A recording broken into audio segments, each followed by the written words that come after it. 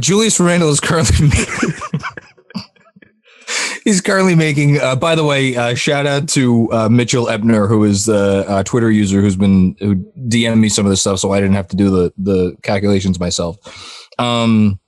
He reminded me that in addition to the All-Star bonus, Julius Randle gets an additional bonus this year if the Knicks make the playoffs.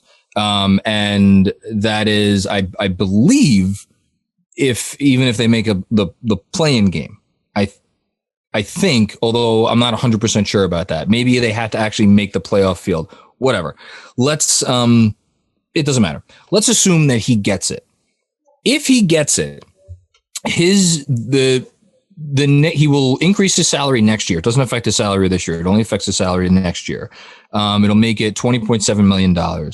And it'll allow the Knicks to up the 4-year max. So as an NBA team, you can sign a player if you have their bird rights, right? Yes, but Julius already got a bonus from the All-Star game this week. Yeah, he already got that. So it's already at $20,745,000. So that's set in stone. The playoff bonus is still up in the air.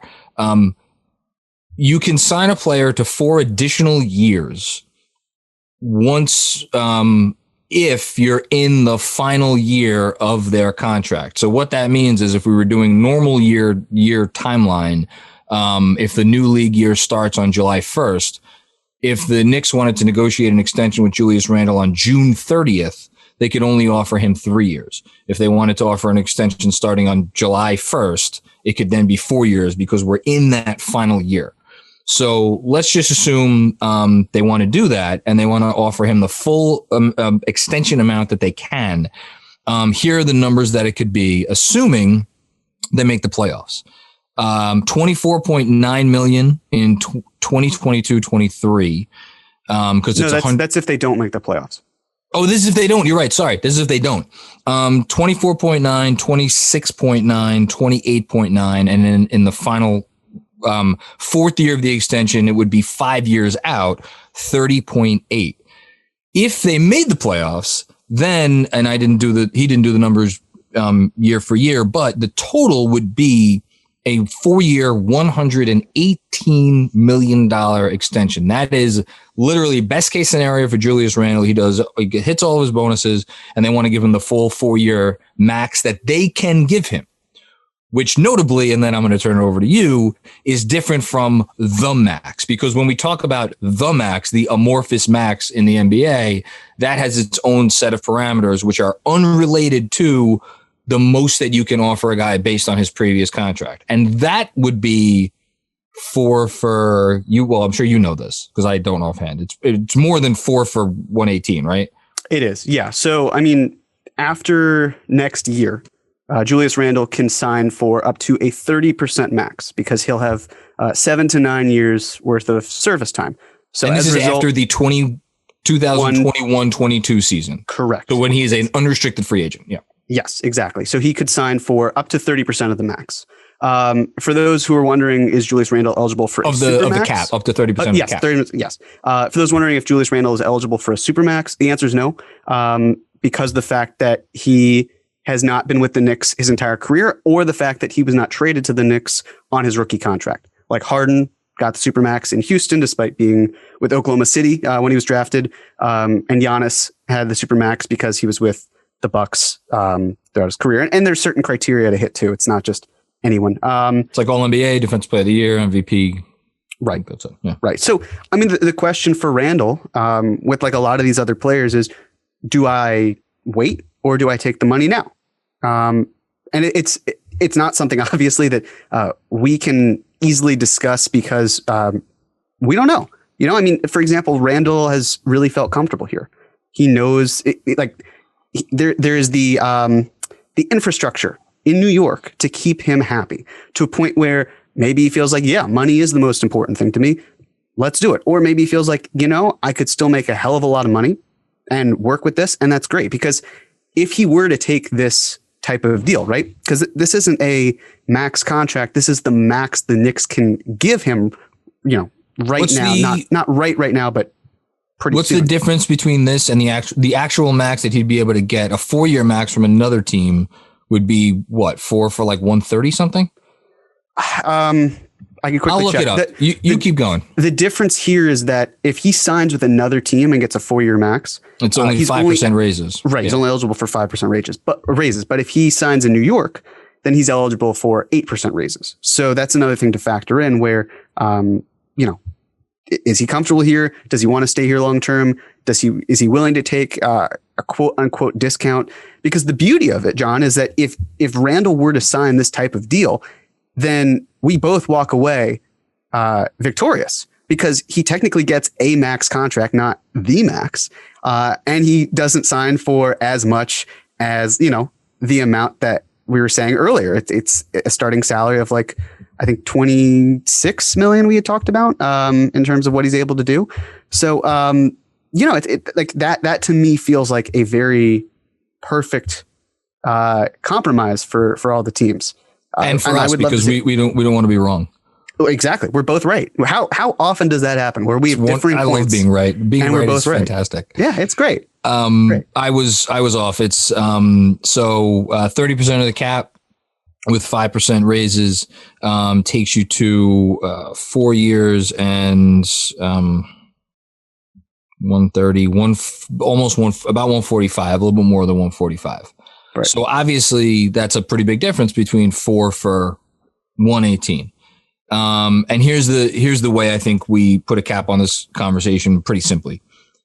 The Knicks are in a really nice position right now, which is that they can, I think, and you may disagree with this, but I'm curious.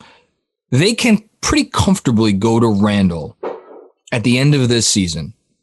If he keeps this up for the whole year, this level of play, and they could offer him the max that they can give him right now, I think most impartial observers would say, yes, that is a smart team building decision for the Knicks to make.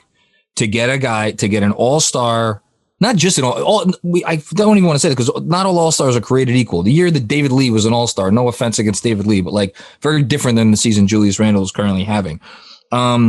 But like a guy who's playing like a top 20 guy, if you could get a top 20 guy for under $30 million a year, you get the top 20 guy for under $30 million a year, especially when you have guys like Tobias Harris making $40 million a year. So that's the first thing. And then if Julius Randle comes back and's like, you know what, like you said, I want to wait and maybe test the market. At that point, they will have an additional year's worth of information, which is what you were alluding to last week to make your main point. So I'm stealing what you said.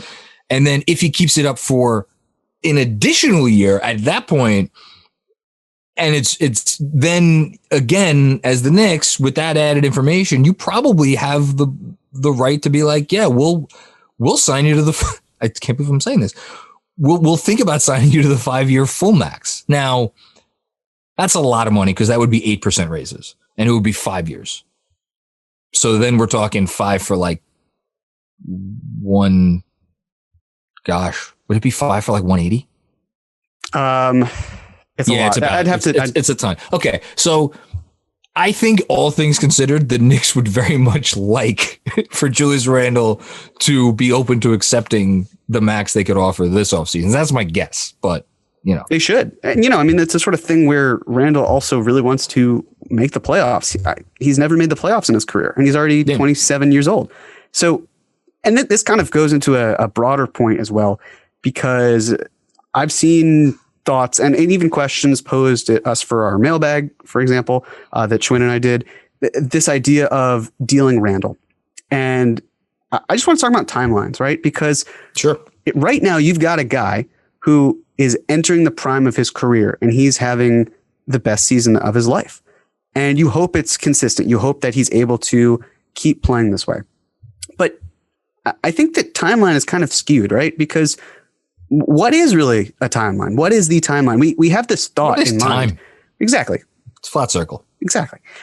This idea of there has to be a window that's really wide. But the truth is you don't get Spurs windows. You don't get Warriors windows. Those are rare. Your windows are usually like 3 to 5 really great years. And then you just, you either start to rebuild or you're kind of a middling team or you're good enough, but not great. And that's okay, because if you're going all in on a timeline because that's what you care about, that's important. Like D'Angelo Russell, for example, when the Nets had that season where they finished as the 6th seed and they looked good, right? D'Angelo Russell was 22 years old. You could think, well, the timeline is around him, but it became a timeline of Kyrie Irving's 28? KD's 32? Yeah. Harden, 31, I think, is 30. Right. They're all older. Josh Harris, not Josh Harris. Joe Harris is a little bit older as well. DeAndre Jordan is in his 30s. So the whole point is that things can turn on a dime. And the idea of locking in Julius Randle to this type of contract, this 4-year max that is extended when the season's over, if you want to keep that player, you can build around that really easily. You truly can. And if you want to deal that contract, you can do that too. It's really easy to flip. Yeah. So, but I just want people to keep that in mind, because to me, if this Knicks front office wants to build a contender in the next 2 to 3 years, and it's easy to see them doing that, it's not necessarily going to be on the backs of the young guys. It's going to be using Julius Randle in a lot of ways to try to say, like, we've got one star. We can sign another star. We can trade for another star. Maybe we could do it at the same time. There are different ways that you can play around with this. But this idea of like, well, Julius Randle has to go and then we'll start building around with the younger players. That's not really the soundest of strategies. I get the logic behind it. But if you have a player like Julius Randle in your building and you can add to that, do it. You don't have to subtract and then be like, well, we can make up for it, when there's a chance you can't. It's a really simple rule. If you're a legitimate title contender, that is the only time when I think you, from a correct philosophical team building point of view, can sign a massive contract that is a bad contract. If you're the Bucks, and maybe this is even a bad example because I think, Chris Middleton might even be worth what he's going to be owed, but you need Chris Middleton to win a championship. You can't replace Chris Middleton. You're going to give Chris Middleton whatever he wants, even if it's not a smart move, because you're competing for championships right now. If the Nets window is still open in 2 years and you have an opportunity to sign Harden for whatever the hell he's going to want, if it means you could potentially win a championship that year or the next year, you're going to do it. When you're in a stage like the Knicks are at, and like a lot of teams are at, you need to be a little bit more frugal in that. But it's not about like, oh, this person has to be on our timeline. It has to be, we just need to make sure we could, any contract we sign, we can still flip, and we don't have to pay assets to flip it. And that's the only decision that you really have to make. And I think that's why they would prefer to sign Julius Randle to the contract this offseason, because that contract you could flip. The max that you would sign him to the next offseason that's a little dicier. And it's just one more thing to add. Yeah. This idea of like, well, if you re-sign Randle, then you have to worry about paying Mitch and you have to worry about RJ. And before you know it, you're out of money. Look, guys, there are teams that you don't keep all of your homegrown players. And I think that we have to understand that with these assets and these contracts and everything going on, there's a chance that the Knicks look to upgrade because they have a surplus of assets at their disposal, and packaging things together. They're going to be maybe 1 or 2 moves that, from an emotional standpoint, as we watch the kids play right now, where a couple years down the line, we could be heartbroken, but then we'll see what comes in and be like, well, that's the price you pay for what you get. And there are moves out there that can exist. It's hard to accurately say like, well, that's who we should get. It's more just like that idea of like, when the right time is the right time. Now's not the right time. You mentioned the 2 teams, the Warriors and the Spurs. Yeah. And you know why those teams were able to have sustained success? Steph Curry, 4 years, $44 million. Mm-hmm. And I don't have the numbers in front of me, but I know Tony Parker and Manu Ginobili were not getting anything close to what they could have gotten on the open market. Right. And they tanked for Tim Duncan, and he was maybe the best power forward that we've ever seen. Yes, and they brought in a ready-made first-team All-NBA player and added him to a guy who had won an MVP not all that long before. Like, these are crazy circumstances that happen. You cannot plan for these things. You cannot execute. Your window is going to be 3 to 5 years if you're lucky. That's it. That's the way even the Pistons was a unique situation in the early 2000s when they went to whatever it was 6 or 7 straight conference finals. Those 6. Okay. Mm-hmm. So they were they didn't really have a max guys. They had guys who were making these like middling salaries. Like they didn't have to, and even that ended at some point because it always ends. But yeah, this was good. I'm happy we did this. And we end up agreeing after disagreeing last week, which was just so painful. I could not go to sleep all week knowing that I disagreed with my lovely co-host.